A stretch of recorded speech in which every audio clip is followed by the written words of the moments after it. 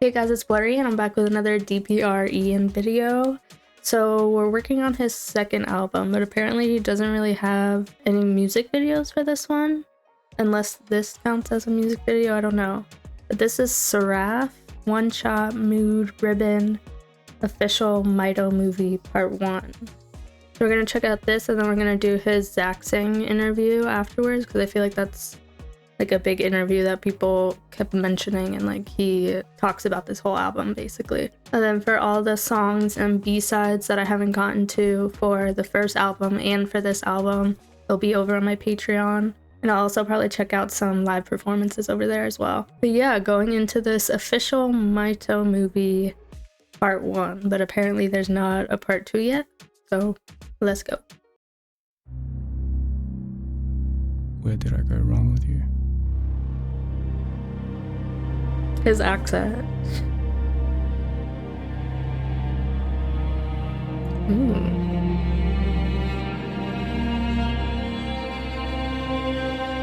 The glitter.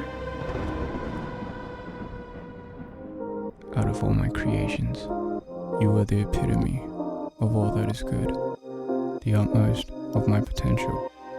You are my first, and I'll make sure to be your last. You created me in your image, and now it's time to create mine in yours. Set my wings on fire.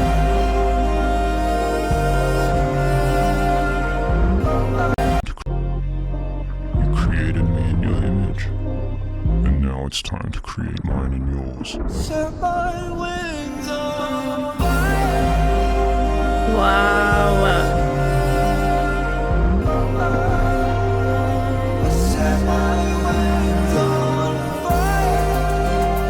Oh, this sounds so beautiful.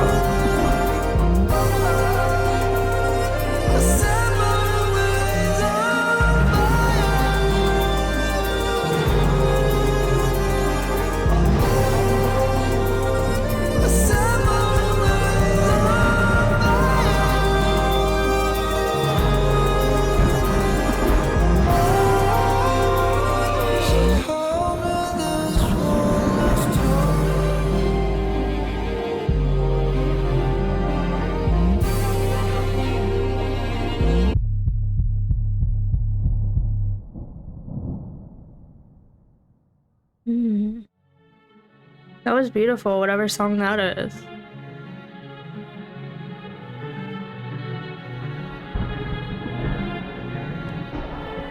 One more shot so casually, one more down and I'm meant to be. Have I gone too far with this? Can you see me in the mist? One more so casually, one more down and I'm meant to see. Have I lost my sense of bliss? Have you found me in the...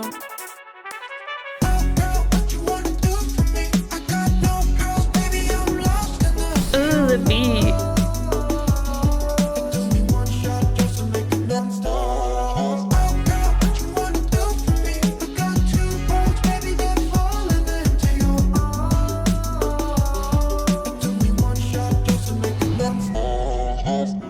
Sentimental, swimming with the devil.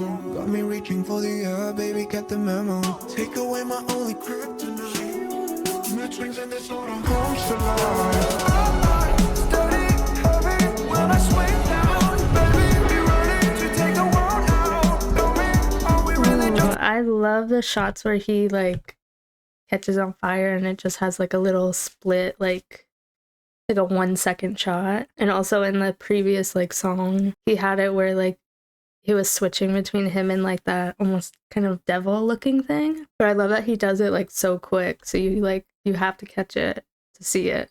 You can't blink.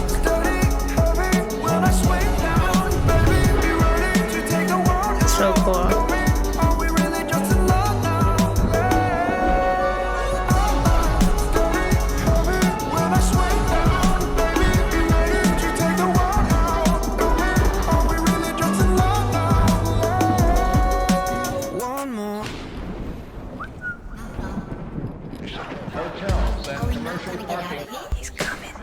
Who's coming? Let's not wait and find out. He's dipping. He's going down. Please just shut up. Now's not the time. I have to take it. Now's not the time. I can't feel. He's out. You know what, please. You know what will happen if you take that now. I'm sorry. Everything will be okay.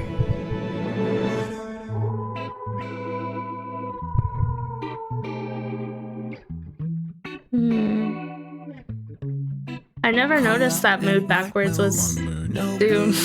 Your violet on horizon. Forgot my screws, my blues. My love brings All the lions. I don't assume that you knew that I miss you. When it's quiet. Oh, it's true. I want you to tell me if I'm lying. Oh, I just came back from the moon. Ooh. I love his music. The way it keeps switching from that like dark voice too.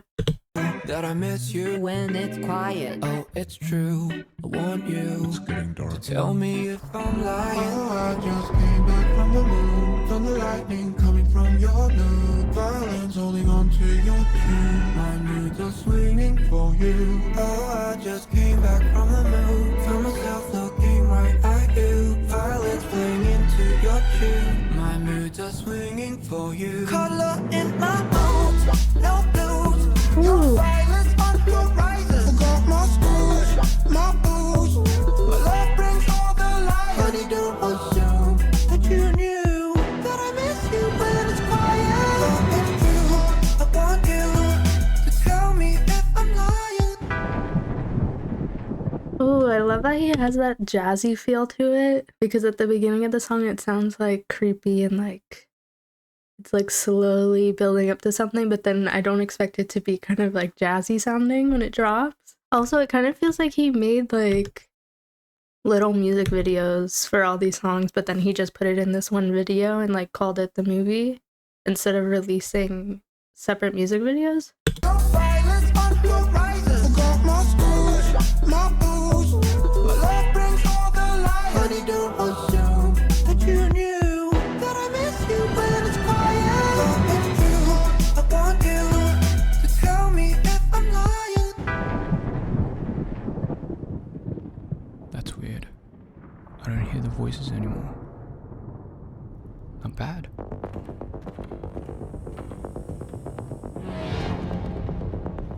I wonder, what were they so afraid of?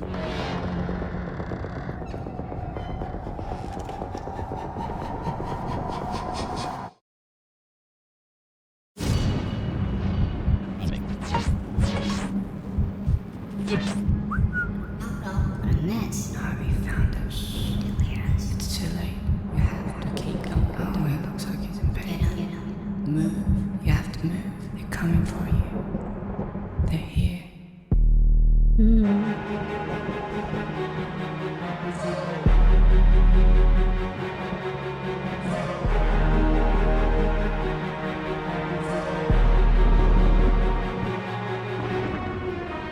I am tied to your phone while our conversation's out the door. It's the way his visuals are so like dark, evil in a way, and then the song kicks in and it's like this jazzy, fun, like upbeat sound. And I love that it's like a contradiction almost. Like this sounds so like evil. And obviously like the blood. And then I am tied to your phone while our conversation's out the door. I'm paralyzed to your eyes. oh, I love this I one. was worried you'd be surprised. She's wrapped in a contagious, contagious, contagious. Oh no. Contagious, contagious, really want. Contagious, contagious, contagious. Contagious, contagious, contagious. Perfection hidden in the moonlight, yeah. No dead ends when it comes to you. When you say to me,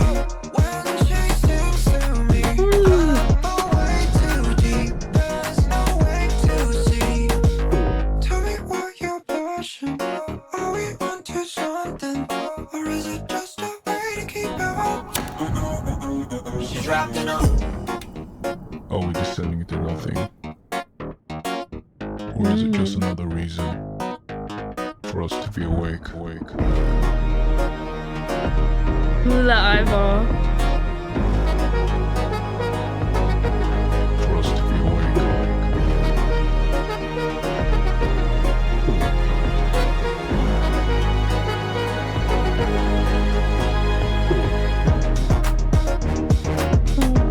Is that it?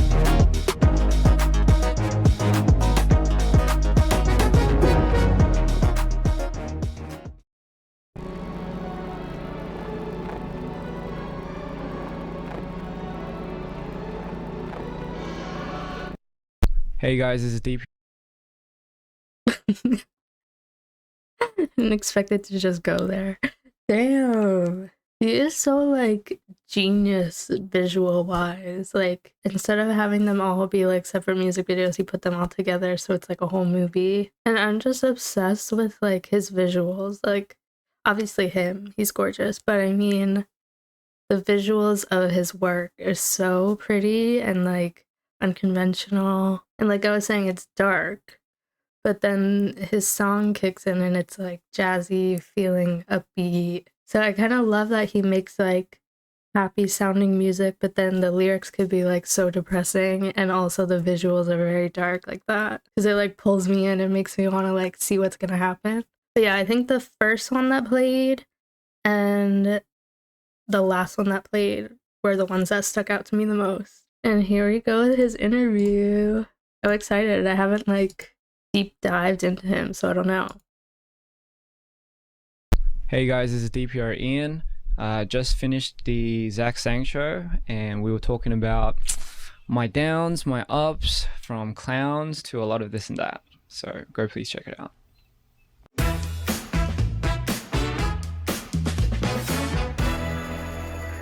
Hello, beautiful human. My name is Zach. That is Dan, and we welcome to the studio, DPR Ian. Hey.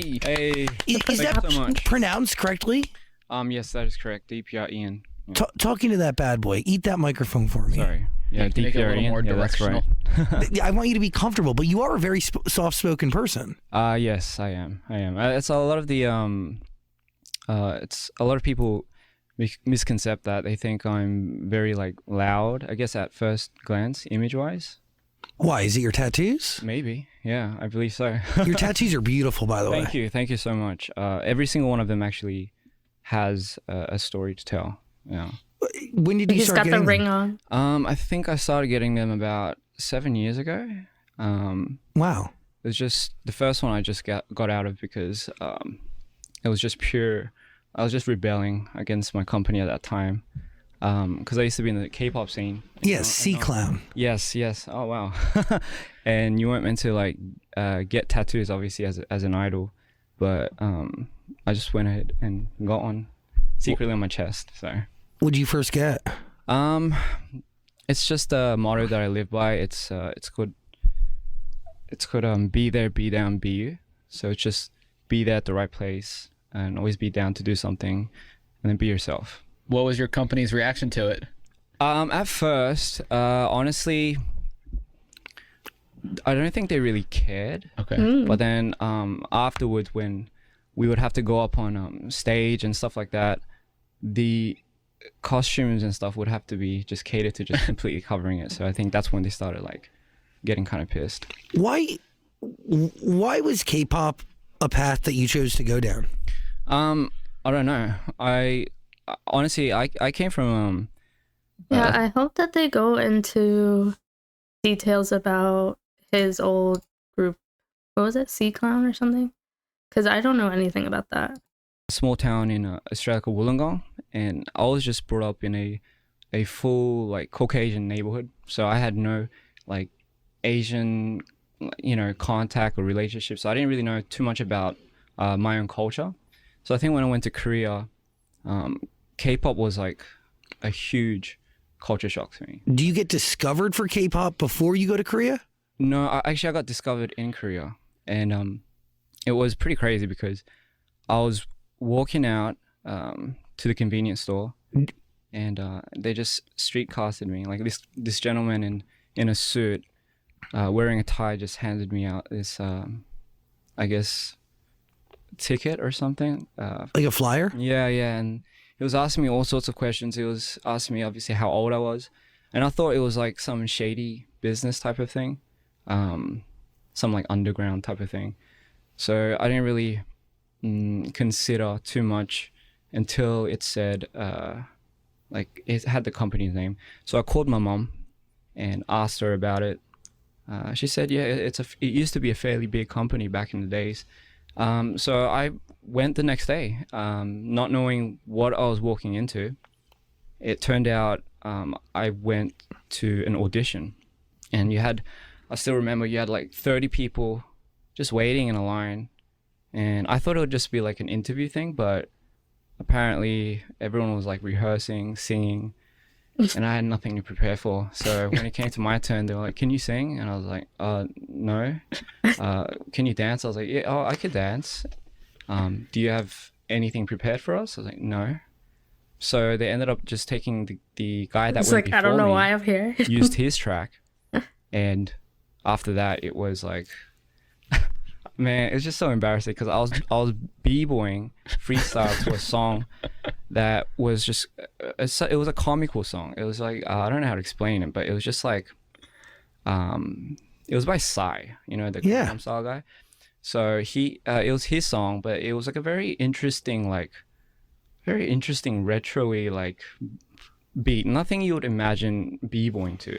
So I think they thought that was funny. And they just kept me like going through the whole song, and at that point I was just like, oh man, I'm completely like screwed, like, I'm fucked. And then I went home. So we just got casted off of dancing. They called then? me back and they're like, come back in tomorrow, and that's kind of how it really started. Wow. Yeah, it's crazy. Did you go to Korea with the intention? Not at all. Like, did you have any desire to be in entertainment or make music before even going? Well, because I'm such a spontaneous person, I'm such a in the moment guy that whatever I guess piques my interest, I just delve right into it. And at that time, I keep staring at this tattoo. I don't know if it's an eyeball or something else, but it keeps like catching my eye. I was into like b-boying, dancing, and honestly, Korea at that time was absolutely blooming. With winning like championships. I'm not sure if you remember, but they were just dominating that world. So I just figured, you know, I'm passionate about this. I want to do something with my life. I feel like Australia is not really the best place to be ambitious. You know, it's such a peaceful and comfortable country that you become complacent with a lot of things. So, you know, convinced my mum, and I guess after uni, first year of uni, I flew to Korea in the hopes of, I don't know what, honestly, I have no idea why. I was so ballsy, so I just went, no plan. But he got casted when he was older then. And man, like the first year was just hell for me. Like, I remember just getting there. I didn't know how to speak Korean. And I just went door to door, like just random people's doors, and asking them if they wanted to dance with me. What? Yeah. Did you film it? No. Well, I think I'm confused. That's very creepy. It is. If you think about it now, it's pretty creepy. I guess that's how desperate I was, and that's how. Were you looking for friends, or what were you looking for? Friends too, but I think ultimately, I wanted to start a movement of some sort, and I didn't know what it was, but that was just my initial goal at the time. And I just, oh God, I'm just like remembering it back now. It's so embarrassing. I can't believe I did that, but I did that. I went to door to door, asked people if I could dance, if they wanted to dance, or if they knew how to dance. And if they didn't, I was like, I can teach them. And it was just a matter of convincing these people at the door, and they were just so confused with my broken Korean. So you could just imagine. That'd be cool if you were one of those people now. Insane. Yeah, but why? You remember I it? don't understand. Why would you do this? I don't know. I think it was. What'd you gain out of it? I think I was just hoping to gain just some type of, I don't know, like some type of connection with people to start some type of revolutionary movement. What did he think was gonna happen? It sounds like a cult at this point. I know, but like No, honestly, I just thought it would work out like that, but yeah. Did it? Well, coincidentally, the people that I did manage end up like hooking up with were at the time, YouTube was just hitting off. So I had a lot of stuff on YouTube, and a lot of people watched my stuff for tutorials and stuff like that. And I guess one of the guys that messaged me, who is now like DPR Live, we kind of met on there, and he, I was like looking at his dance videos, and I just thought, maybe this guy could be it. And I just messaged him and I gave him my number. We should meet the next day. And he was from Guam originally, but he came to Korea the same time I did. So, and then, it just kind of started growing from there. Like one thing led to another. And so how soon into you being living in Korea do you get right? I feel like we're all still so confused on why he went door to door. Like he's saying he wanted like a movement to happen, but do you want like, was he expecting like neighborhoods to come out and like dance with him, and then people would be like, oh my god. Like I still don't understand like what he was thinking was gonna happen from that. Recognized and scouted for K-pop. For me personally, it took about a year, I believe. It was just very random. And nor did I ever think I was gonna do K-pop. Reason being, I just didn't know too much about it. And I come from a hardcore metal background. So I used to just, for me, like my go-to peace Zen music is just a lot of like hardcore metal, grind metal. Like, okay, that makes sense. I was in a band before, so it was just, my world was just completely of that sort, and then I guess when I came to Korea, it was just a cultural shock for me. I've never. I was wondering why or how his, I guess visual wise, like what he looks like, and also the visuals that he makes for his like music videos and stuff. I was wondering how it became that, like all dark like that. And I feel like having that background in metal makes more sense with it, because like I always say, like his music is so like upbeat, jazzy, poppy, but then the visuals are so dark, so that makes sense. Seen anything like that.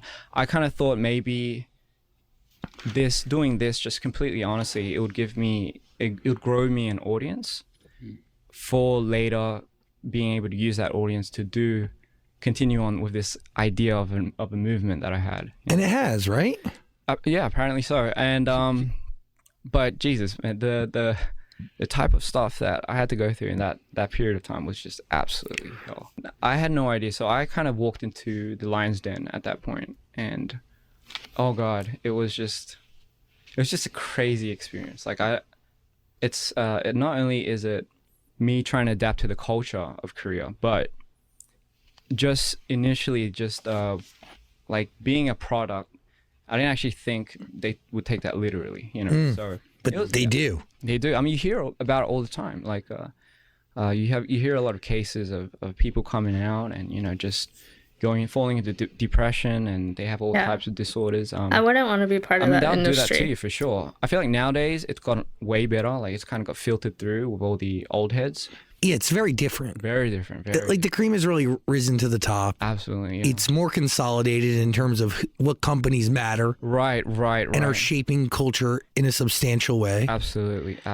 And the bigger the stars get, the more control, like the pendulum of control will swing in their direction. Absolutely. It would have to. 100%. But to be honest, like you were a kid who's going to a convenience store that was literally some guy in a suit handed you a flyer. You have zero leverage. No, I don't give a fuck if you have the best voice that side of the globe. Yeah, you have zero fucking leverage. That is true. Street casting is one of the, I think they still do it time to time. I mean, by the way, almost majority of the K-pop stars who have sat on our couch where you're sitting today were scouted at malls, in Toronto, in Sydney, in LA, like literally everywhere, all over the globe. Yes, it is a thing. Yeah, I mean, don't they do that here too? Like they kind of cast you like.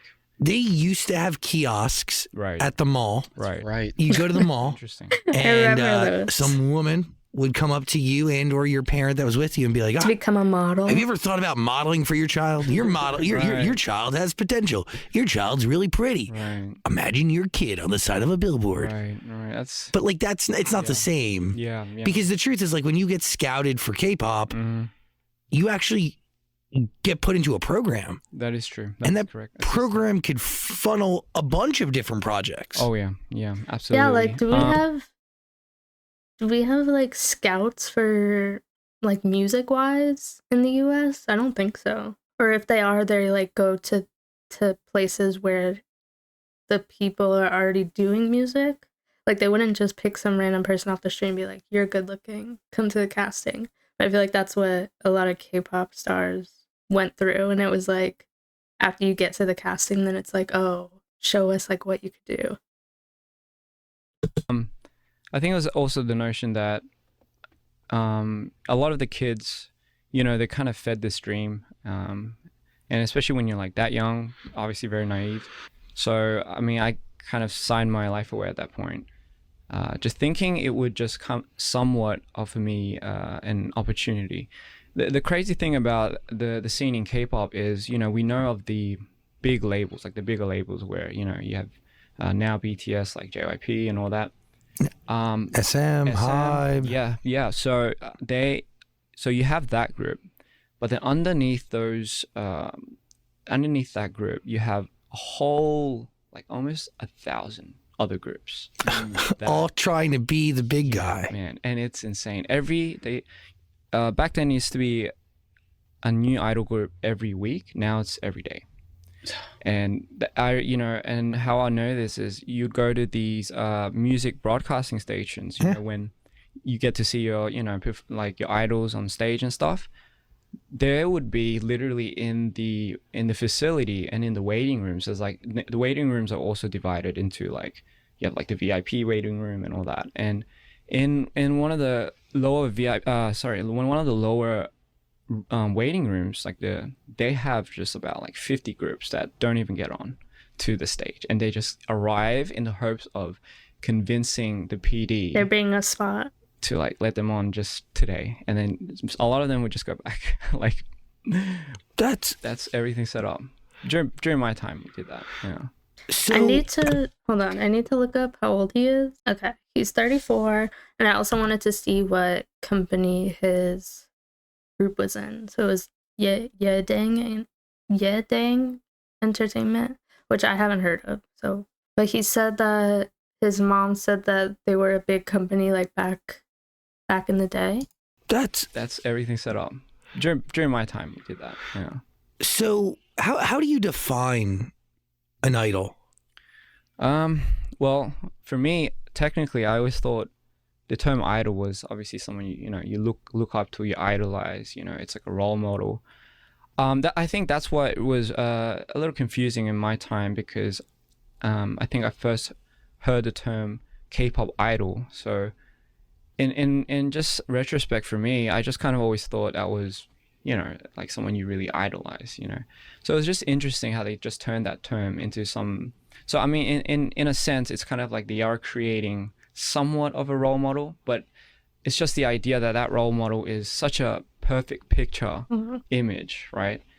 For me too, like I'm Korean, but I was not like I had no up till that point I didn't really know what that looked like what a K-pop idol was. And I still remember when I flew into Korea for the first time, everyone was Korean, and that shocked me first.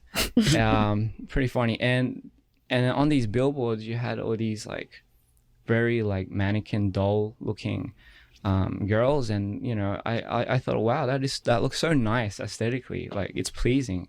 And I find out later they're like a girl group and stuff, and they actually like perform and stuff. So that was very interesting. Well, at what point into your time with C-Clown and the K-pop world were you like, I gotta get out of here, like this is not for me? Honestly, the minute I went in, but it's like, but I mean, I stuck. Why'd you stick with it? Just something inside me. I was like, I wasn't gonna just back down out of this. Like I was too stubborn. We were trained. Every thing about us is every time we go into that building, we were told everyone's our competition. And by the way, guys, this is just like from my personal group experience. It's not talking for the rest, but and you know, it's like we just keep a narrow eye. So like, but then it's funny because like the first time I saw like our team was the only one like that is when we went to the waiting room, and every single other team would just be, you know, like collabing with each other, talking with each other, and I was just shocked. I was like, oh my god, like are they allowed to do that?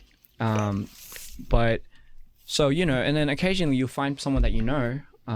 So his was like toxic. But then they'll send them away. And I remember the one of the most embarrassing times was we went on.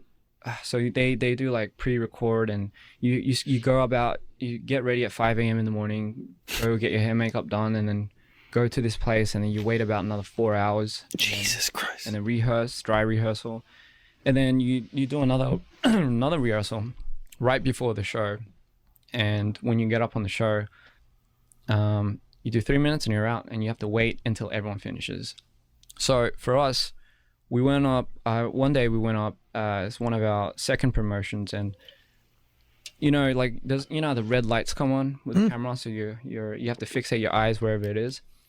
We had a hard time, by the way. The light was just tiny as fuck, so it was just like sometimes when you're dancing, like you miss it. But I think one of my members, he missed looking at the red light, because when that comes on, that's, you know, that means the camera's on. Yeah, it's rolling. So he missed one of those lights, and then when we came back down, we just got like yelled at like crazy because he missed it, and then they made us like kneel in the corridor where everyone was like going back and forth from the stage to the waiting rooms, and it was just the most embarrassing. Like, they made you kneel, which is like the most, it's either a sign of respect to someone you're kneeling to, or a sign of disrespect towards yourself. Oh yeah, shame. It's shame. Yeah, I wish it was a sign of respect. It's like a military. I mean, I kind of wanted to make it look like that, but it was just no. Bowing is respect. Yeah. Kneeling is shame. Yes. I'm sorry. Yes. Is it like a hard process to adapt DPR, Ian, or to at least make sure you're making the right decision when it comes to a name?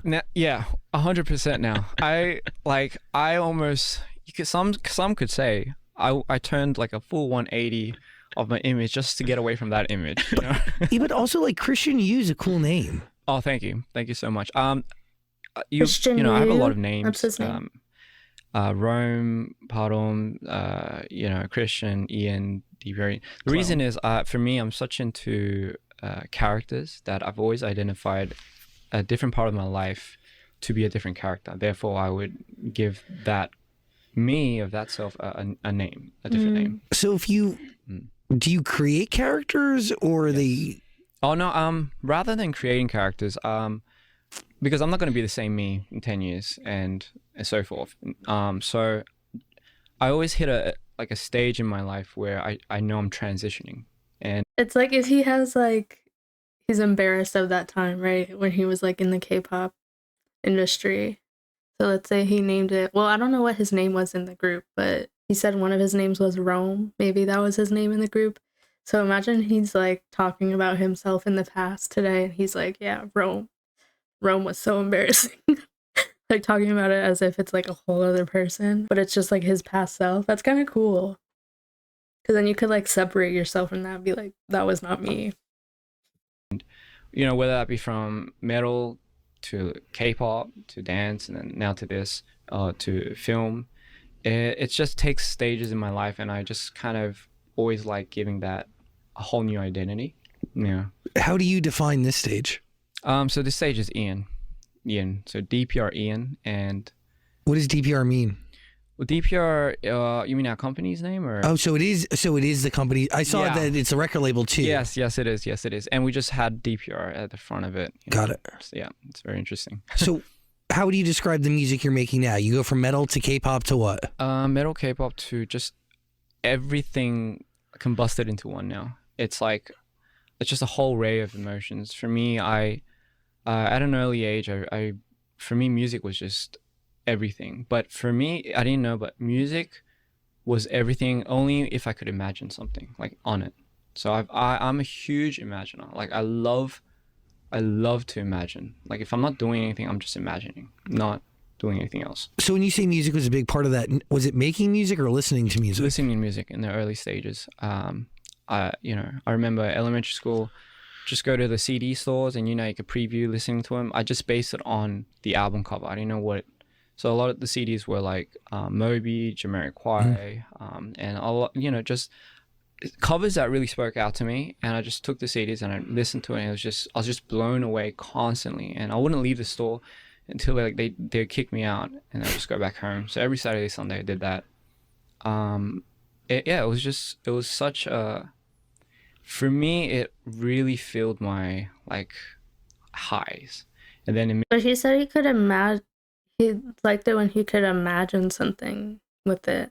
Does that mean when he was listening to it, he would come up with stories, kind of how you can listen to a song and come up with how you think the music video should be? Is that what he means by that? Middle school, I remember I went manic for some reason, and I didn't know what it was at that time, and I got diagnosed for bipolar 1.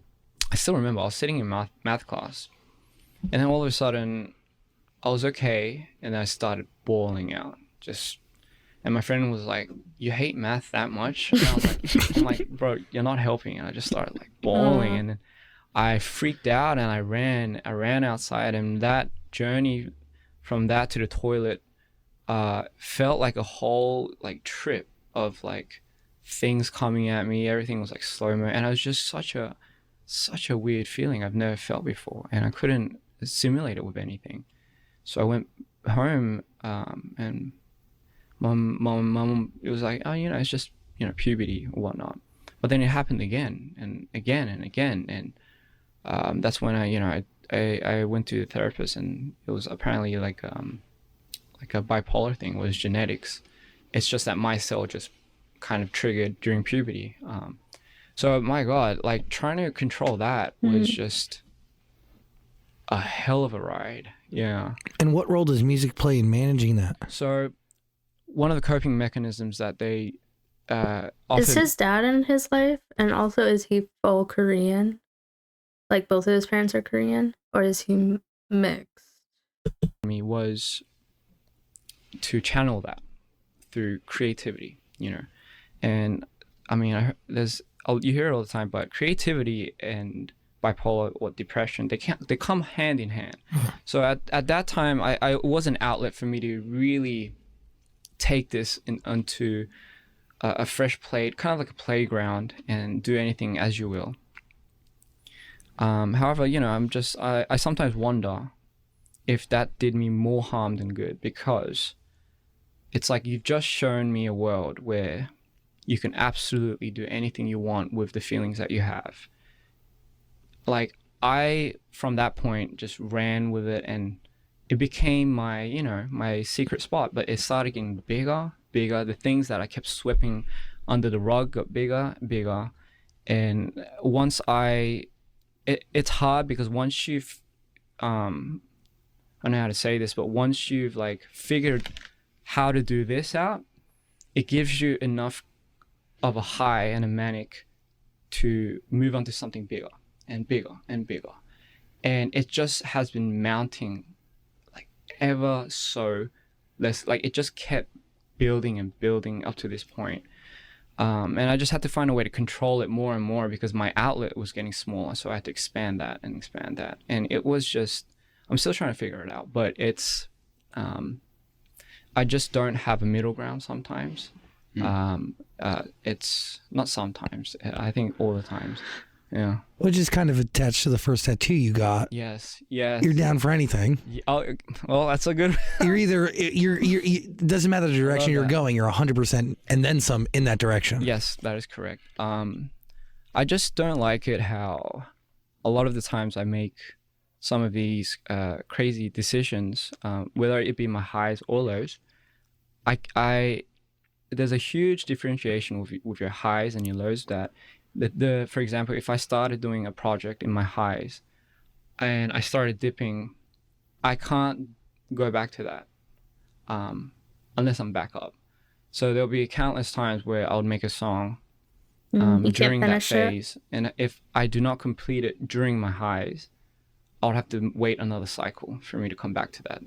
That goes to say, this is interesting. Like, I understand what bipolar is, and like I've studied it in psychology class, all that stuff, but I've never been around someone that has it, or at least that I know of. So I've never like seen or experienced this kind of thing.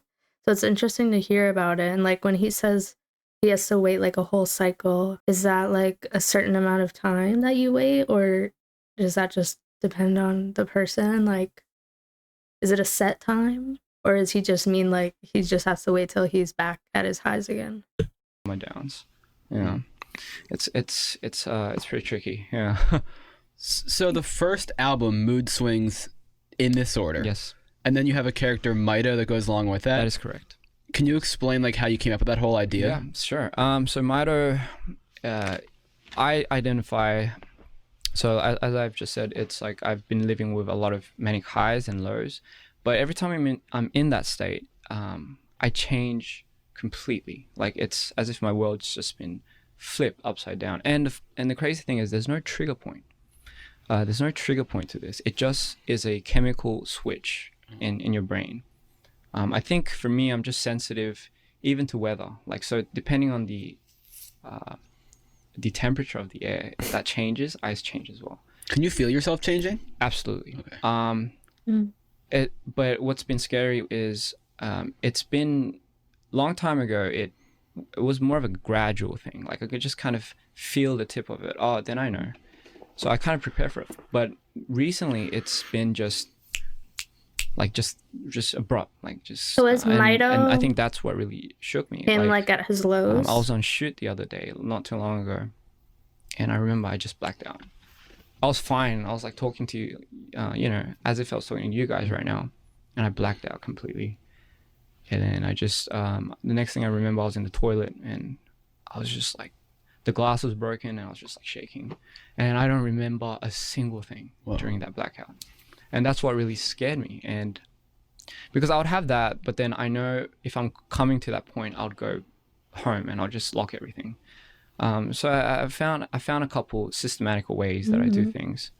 But anyway, sorry, going back to the MIITO thing. So given that, I didn't just want to become any artist. As I told you, like a lot of the songs inspirations come from either my highest points or my darkest points.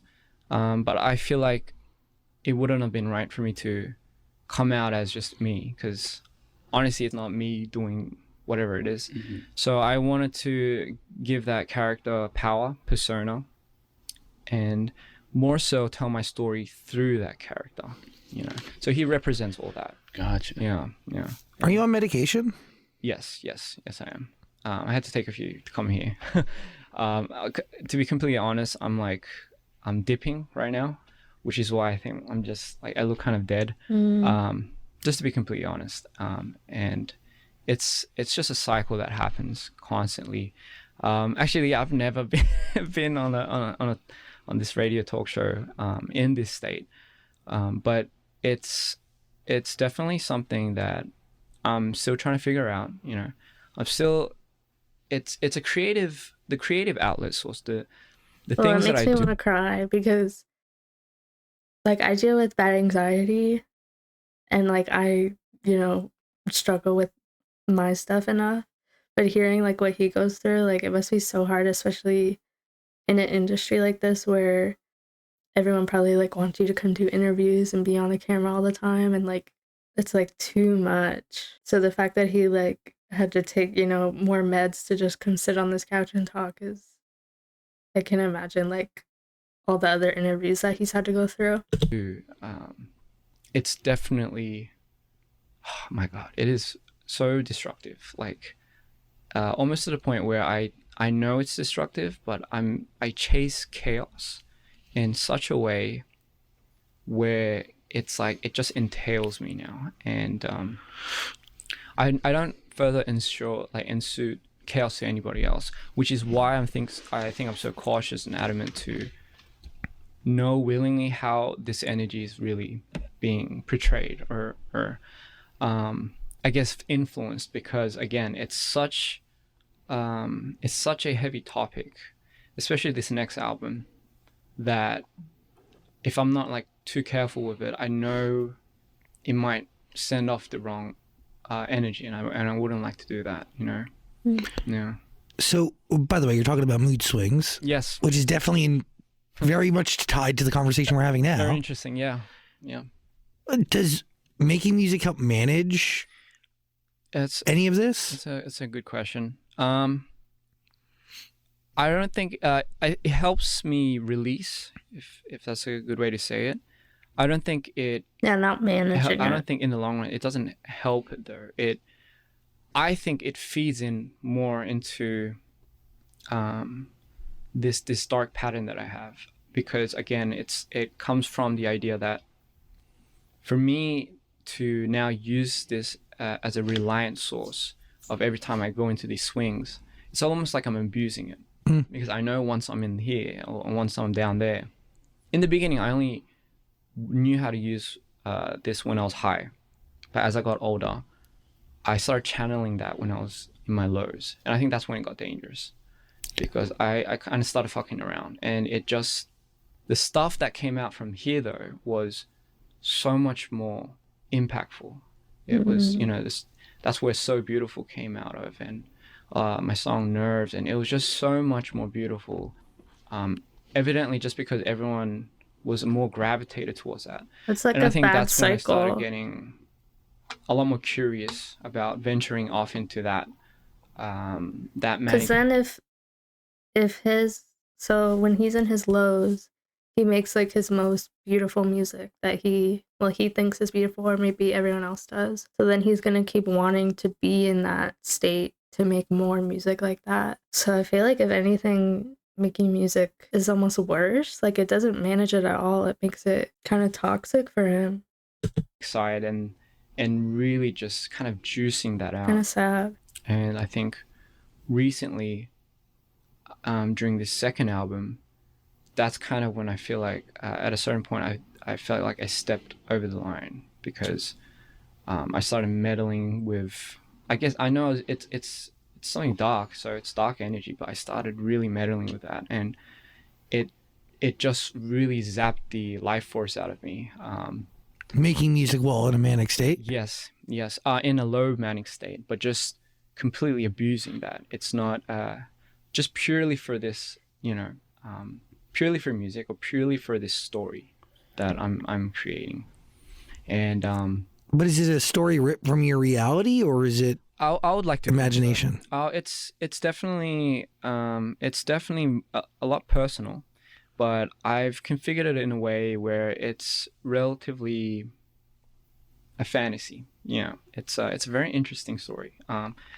This time I'm not releasing a music video. I'm releasing a short film, so it's going to be very interesting. Very cool. Yeah, I can't wait for you guys to watch it. By the way, Mood Swings is the album. It is out now. Yes. Link in the description below. Also, we'll be playing records from it right here on AMP.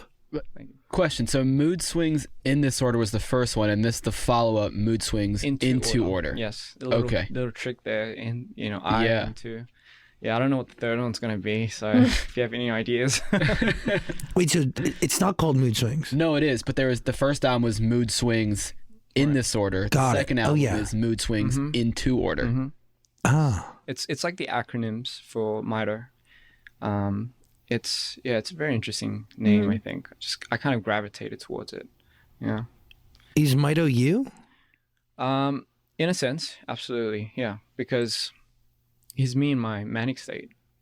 I don't think he's me when I'm like on medication. It kind of dumbs it down. Do you acknowledge that you are someone different when you are in a manic state?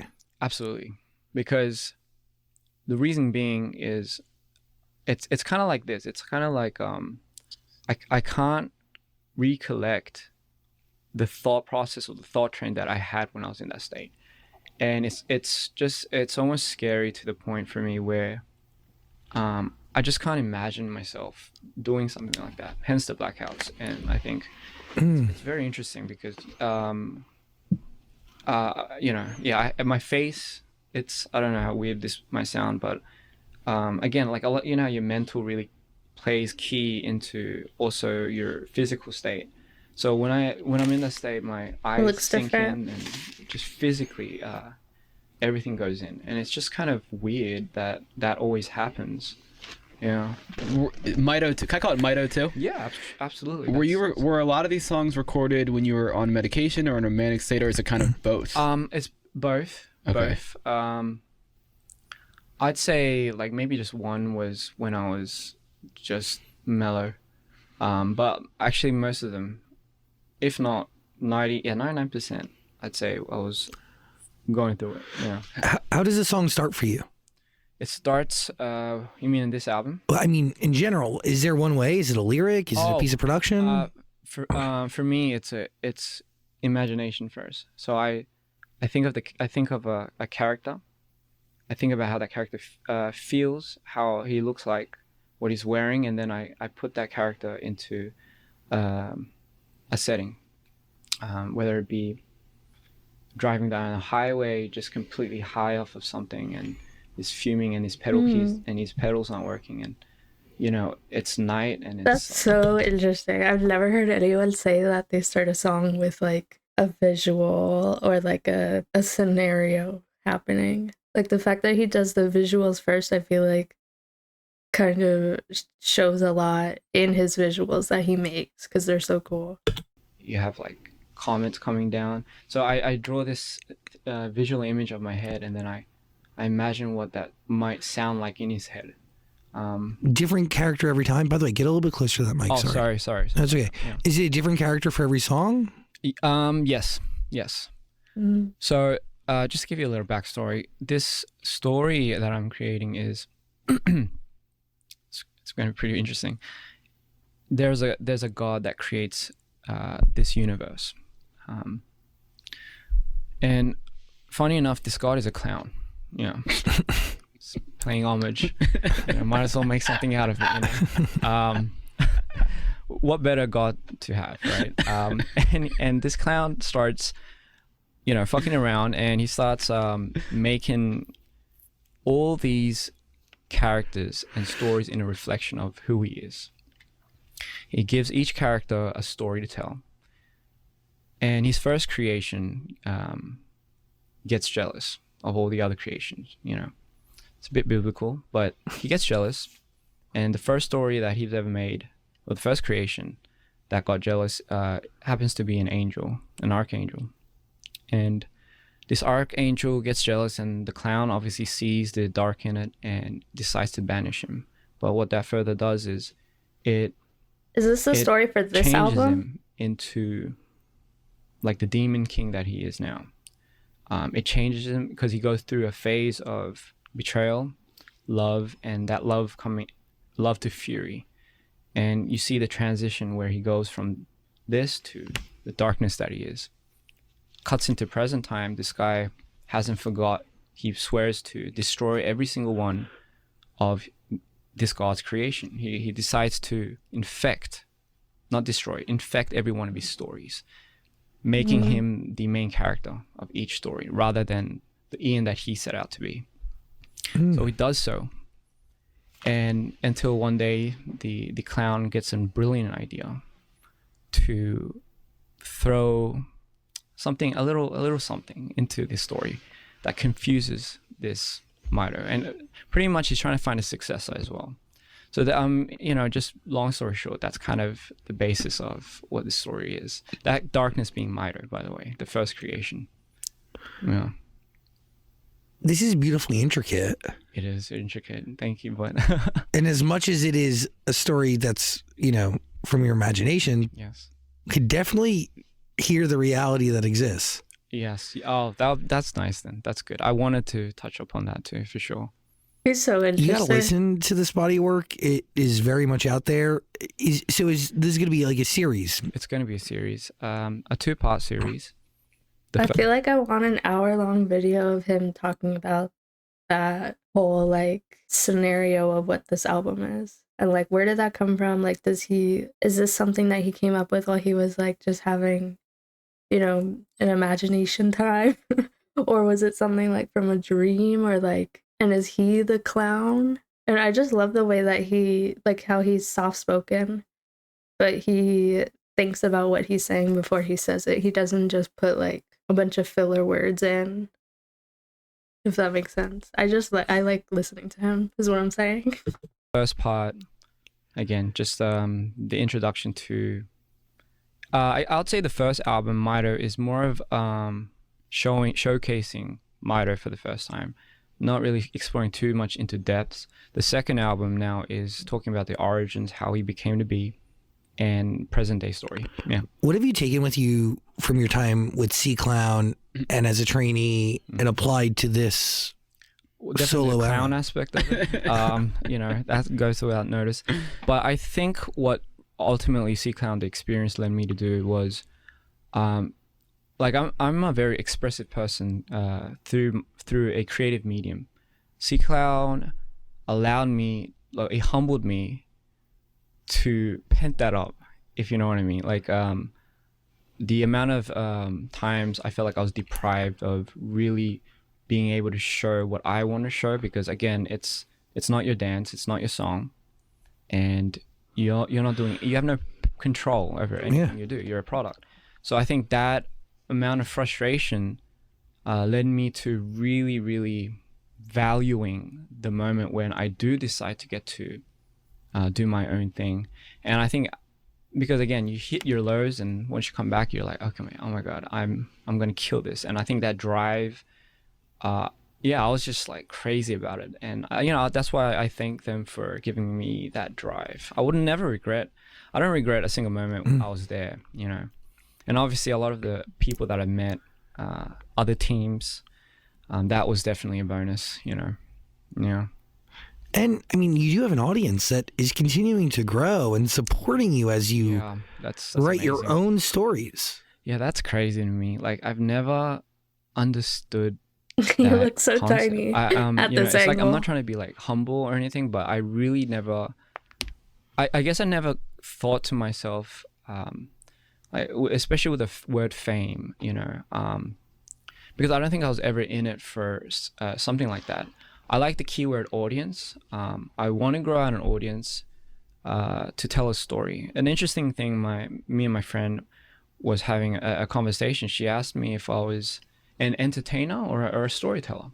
And I had to really think long and hard about that, because I do love entertaining people. But then I feel like the only reason why I love entertaining, whether it be dancing, music, or film, is so I can tell my story. Ultimately, have a better way to convey the message. Yes, convey the message in a very tasteful way. You can be both. Oh yeah. And by the way, I think the greatest entertainers are the best storytellers. Oh yeah, actually, yeah. That's a valid point. Yeah, you're right. Like, think about it. Yeah. Like, the most original form of entertainment was a story. Yeah, actually. Even right. fables. That's true. That is true. That's something to think about. Yeah. What are you thinking? The last question I had is, when you listen back to the music, can you tell the difference just by listening about what kind of mindset you were in? Yes, but I, for example, won't be able to relate at all. Like, it's almost like it's a its different powers person. have been just stripped away when I listen to something. For example, a song like So Beautiful was like in one of my darkest times. That's why it's so eerie. When I listen to that now, I remember doing it, but it feels like I don't feel it. You know what I mean? It doesn't hit me in a way, because it was so. Because I think I've exhausted everything that I felt about that only in that period of time, which is why I'm a living nightmare for like business people, because it's like depending on how I feel, it's like this would come out. Yeah. Wow, that's so interesting. Yeah. But you're your own boss. Yeah, I guess so. I would like to think so. I don't like taking orders too much. But you own your label, right? It's all you. Yes. Me and this other friend. We were Scott, by the way. We were a collective. I think we all came up in this.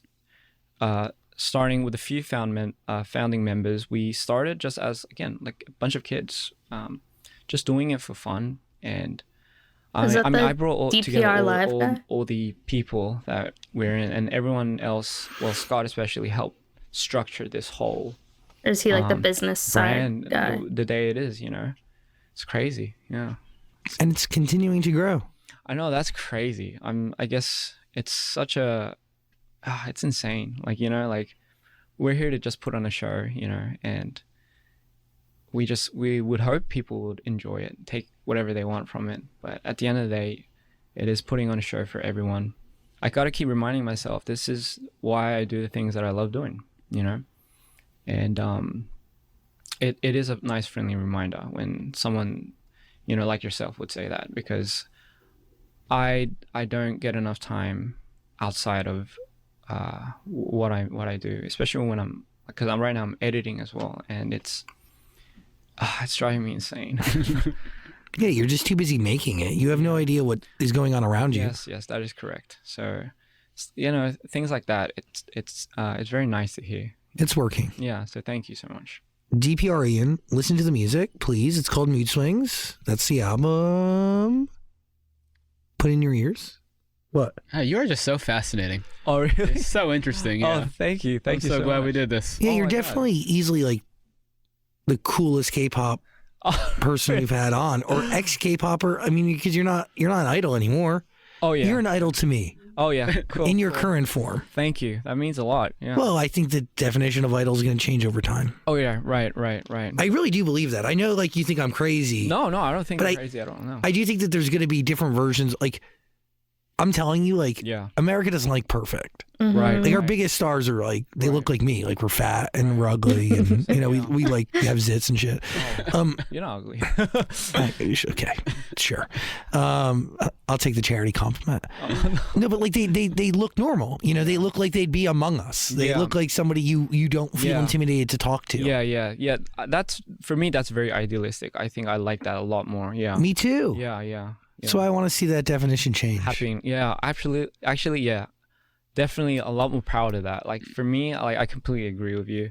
I guess the genuinity, the realness of it, the rawness of it, that's what makes people relate more, right? Yes. Yeah. They should they idolize actually look like a people for friend. who You can they approach are. them. You're not afraid to talk to them. You don't That's feel less than by being next to them. That's correct. Yeah, that is correct. Yeah. I like that. I like that a lot. I think it could happen. Yeah. I believe you, though. Let's see. I believe you. It's what people want. I think deep down. I've been a fan of K-pop. Yeah. The Wonder Girls are the first girl group to ever, first K-pop group to ever come on our show. Wow. Yeah, that was in 2009. Wow, that is a while ago. Wow. Yeah, 2009, 2010. Wow. My goodness. You've been doing this for 15 years. Do you, I mean, I'm sure you do, but like, does it ever get like too flustering for you too? Like, is this more? Oh no. If you get at a point, you're in my fucking territory, motherfucker. Right. You're coming into my zone. I'm in charge here. Interesting. When you got into this position though, did you immediately kind of felt like you owned it, or did it take a lot of time for you to just meld into this? Great question. There was two sides. So one side of what I do every day is like an audio diary with my friends. Like, I get a chance to talk every day about my life and talk about news and stories and all this shit that's going on. Right. That came natural because the reason I started a radio show to begin with was because I had no friends. I literally, I transitioned from a tiny Catholic school to a large public school. So like a tiny private school, 80 kids were in the whole school. Yeah. To a school that had 2,800 kids. 2,800, wow. And I had no friends. Nobody knew me. My God. And I would go for months, bro, on end where nobody would talk to me in the school hallways. Like, the teachers barely acknowledged me. That's crazy. So I had so much, like, almost like what you were saying in terms of you were deprived creatively. So when it was time for you to go, you had so much to say. Yeah. The second, like, I thought somebody was on the other side of the speaker listening to me was the second I just became the most free. Interesting. So this thing became my best friend. Right. The microphone as like a symbol, but really it was the people on the other side of the speaker. So what came really natural was sharing every aspect to my existence. Wow. I mean, to the point, like, when I get good news, like my sister had a baby a year ago and I found out 3 minutes later, I was on the radio telling everybody. Wow. Like, this is my friend. Right. So that came natural. So there wasn't much of a learning curve. Right. Oh, wow. But interviewing, I mean, I don't know, maybe I'm sure there was a learning curve, and I'm sure there's been like, if you go back and because I've been interviewing people for 15 years, so like, and it started over the phone, and they were always longer than the usual. So yeah, I definitely was not nearly as comfortable as I am today. Like even a year and a half ago, 2 years ago. Natural at it. Yeah, ultimately. Oh wow. Well, definitely. Yeah. I care. Like I care about people. I'm innately curious. I also like understand that there's a root to everything. Like nothing just is. Yeah, I think I realized that about. I mean, I've watched a few of your interviews. Oh, thanks. You have a very sensitiveness to understand, and therefore I think it really. You have this aura where you give the person that's being interviewed enough comfortability to like really just open up. I think that's gifted because that's like you don't really see too much of that, even if people are interviewers or whatnot. It's that sensitiveness, and I think that detail is very impressive. It goes a long way. Yeah, it does. Absolutely. I think it is like it's funny between like therapy and around. I've been doing, I'm not bragging, but like the New York Times in America is huge, and they asked to profile me for their Sunday edition. So I've been I'll spend 5 hours with the guy writing a story, but like I'll spend 5 hours with him at one time and then spend another 10 hours with him in 2 different sessions. Right. So I sit down and I really, these conversations are the conversations we're having. Yeah. And I think a lot of it's empathy. I think, I also, it's like it's a deep understanding of like, I don't know, man, like, you grow up like, kind of poor, right, with a single mom whose job it was to be a social worker in like the poorest city in New Jersey. Right. She gave up 37 years of her life to like take people off the streets and give them homes. Wow. Veterans, single moms, drug addicts, older people who were neglected by the system. Right. My mom dedicated a lot of that to that. 37 years. That's crazy. Wow. Yeah, making no fucking money, carrying everybody's story and their issues as it was her own. Okay, yeah. So I think that definitely plays into it. Right. And then also like, I don't know. I grew up very diverse. Interesting. And that's probably, would you say because of that made you like a very empathetic person? Definitely. Yeah. Well, that, and that did. Also, my dad was a raging alcoholic forever. Oh gosh. My sister, is bipolar. Oh, okay. There's 1,000 different things. My extended family is from Honduras, so I watched like first generation Americans grow up around me. Oh, man. No, I have a crazy life. Wow. Yeah. It's definitely, it's very interesting. I wouldn't recommend being close, like lower middle class, poor to anybody, but like it is what you make of it. Right. I was innately curious, and all I wanted to do was make friends, even though nobody really wanted to make friends with me. Right. So it all kind of I think it worked out then, really, didn't it? Like, it was like you were bubbling that up too, and then it just totally, like, when you found the outlet, it was just like this. You just kind of, all these things that you're penting up, just like exploded.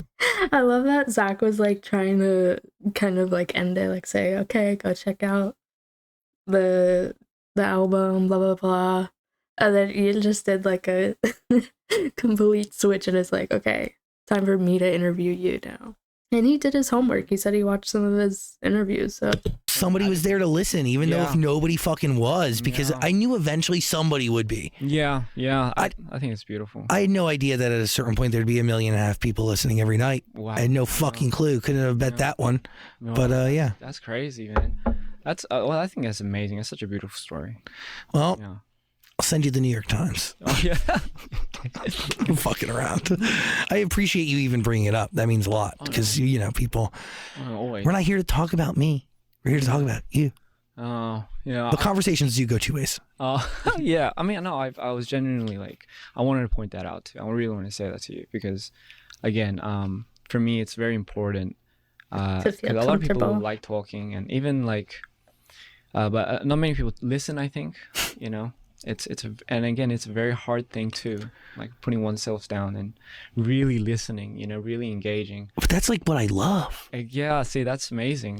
that's so natural to you, and I think that too is a gift. Honestly, I know it's like you can just tell people to do that, but I always realized there was not too many people that are listening, like actually really listening. There's a difference between like surface level listening and you're there. Yeah. But like I I haven't looked away from you. Like maybe I looked away from you like once. Yeah. You know, like I listen. Definitely. Yeah, I can feel that from you guys. But you're also super fascinating. Oh yeah. And that's coming from somebody who doesn't always listen. Oh, that's me. There's sometimes I'll be honest in interviews where my mind's drifting in 1,000 places. The next thing I know, I'm like, well, I have no idea what was just talked about. And I just hope that I don't re-ask a question that was already asked. But you just like your story just locks people in. Really? Yeah. Really? Wow. Oh wow. That's I'm telling you, effortlessly cool and effortlessly beautiful. Thank you. Oh my God, that means a lot. That means a lot to me. Yeah. For sure. Y'all should listen to Mood Swings. Do it. DPR Ian. I really appreciate you. Thank you. Thank you. Christian Yu. Yes. Still a cool name. Still a cool name. I'll definitely go back to that then. Keep doing what you're doing because it's definitely fucking working. Thank you so much. Thank you. Thanks for spending your album release with us. I really couldn't appreciate it more, man. No, absolutely. It's an honor. You know, I think this was the perfect place to do that. Yeah. Well, our doors are always open. Our studio's always here, and hopefully this is the first of many. Oh, of course. I can't wait. Yeah. Thank you. Thanks for being here. No, thank you. DPR Ian, everybody. Woo. He's like shy. Like you could tell he maybe doesn't like being on the camera that much, especially the way he kept like putting his hair in front of his eye. Like he didn't want to like acknowledge that the camera was facing him, you know? But then he like opens up so much and literally like shares his whole life and like everything that he goes through. You know, I feel like I admire him for that. More people should be more like open like that, even if they're not necessarily like a super outgoing person. And he just kind of acknowledges like, yeah, this is me, this is what I deal with, and here you go, enjoy it. But yeah, that's gonna be it for this video. I'm gonna go check out all his B-sides or just the full songs from the first album and the second album. I'm super excited to hear them. So thank you for checking this out with me, and I'll see you next time. Bye.